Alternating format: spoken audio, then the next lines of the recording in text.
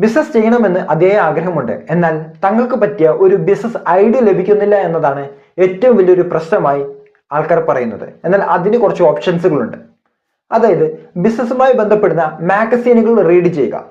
മലയാളത്തിലാണെങ്കിൽ ധനം, ബിസിനസ്, സമ്പാദ്യം തുടങ്ങിയ മാഗസീനുകൾ അവൈലബിൾ ആണ്. ഇത്തരം മാഗസീനുകൾ റീഡ് ചെയ്ത് കഴിഞ്ഞാൽ മികച്ച ബിസിനസ് ഐഡിയകൾ നമുക്ക് ലഭിക്കും. അപ്പോൾ അതുമായി ബന്ധപ്പെട്ട് റിസർച്ച് ചെയ്ത് കഴിഞ്ഞാൽ നിങ്ങൾക്ക് പറ്റുന്ന ഒരു ബിസിനസ് ഐഡിയ നിങ്ങൾക്ക് സെലക്ട് ചെയ്തുകൊണ്ട് അത് ഇംപ്ലിമെന്റ് ചെയ്യാൻ സാധിക്കും.